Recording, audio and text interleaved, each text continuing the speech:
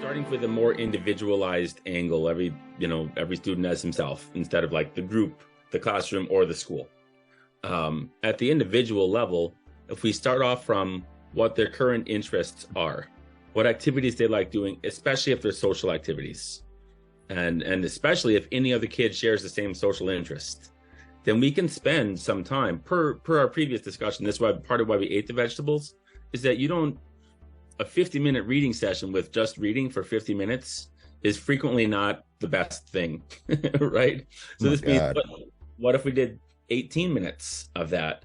That leaves us with 32 minutes to do something. Why not play some of the games our kids like? Why not set up NBA jams? Why not, especially if we're talking about classrooms of 10 and 12 and 15 kids. And it's flexible. It's made to be, we're supposed to be making them stronger learners, so it's easier to teach them and they're having a better time, right? And enjoying some of the work. So some of this NBA jams, how does that relate to reading? Certainly not directly, but right. One, it could be, it's time that we're building relationships with the kids, right? So we're putting some money on the right side of the ledger, building relationships with the kids and helping them not see the work as insufferable, but then also some of these things, okay, well, there's points scored, so we can be talking about math. We could be looking at tournaments. We can be writing the names of the players and the names of the teams. Oh, which team you're going to be? Great, let's write that out. Well, now you've tricked your kid, depending how hard writing is and how many reps they need. Now they're doing some reading and some writing. I don't want to ask them to write Annika Tempo and think this is going to help with someone who needs corrective reading. That's the best player in the league, in my opinion. There, he's in Milwaukee. I know who he is, but I don't follow it that closely. But I'm from Wisconsin originally, so hey, that's my boy. Hey, that's your thing, brother. I don't judge. Yeah, if you were working on sounding out the word son and the word dog, then maybe writing out Annika Tempo is not going to be the most directly related to your reading skills. But I can tell you the letters and have you write them down. So you're working on hearing a letter name, writing it down. And then we can go to some other easier name, like he's on the Bucks. Bucks is phonetically correct. It's got a CK blend that makes a K sound, right? Then we can be breaking that up and putting together. I can scramble the letters and have you put them together. We could do some things with that are, it's a little bit hard as you're thinking of scale. Again, like, oh, school-wide? Holy cow, you're totally individually tailoring that. Yeah, but we're individually tailoring it for some tricky kids. Some kids who are way behind, who are having significant problem behaviors on a weekly basis and avoiding most of what we're asking them to do. This time spent playing NBA jams with them can build a relationship, but they can be following our directions. You take that player, I'll take this one. Hold on, I need a break to check this thing. Wait for me to come back, right? You're building learner skills in there. Some patience, some collaboration with us. So you're making this more of a synchronous thing.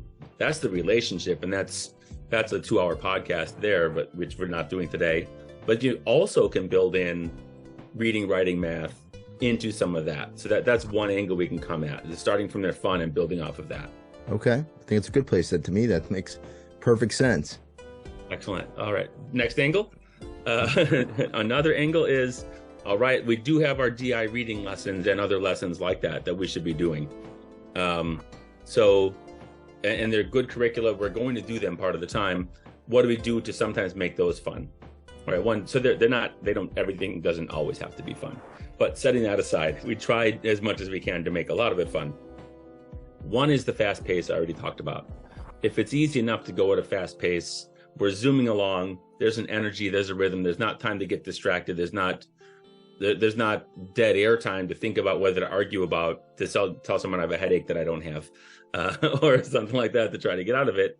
So the fast pace helps right away, but we can also just, in some generic ways, we can vary the process. So the process can become, all right, for every one of these words that we read in a 30-second stretch, this becomes a ping pong ball that you guys can throw at me. And if you all throw them at the same time, you read 12 words in a 30-second stretch. So each 12 of you get a ping pong ball to throw at me. If any of you hit me, then this other thing happens. And this is maybe me being my own individual. I'm happy to have kids throw ping pong balls at me. They could be doing way worse than to throw a ping pong ball at me. I'm just connecting, and ping pong balls obviously is one example.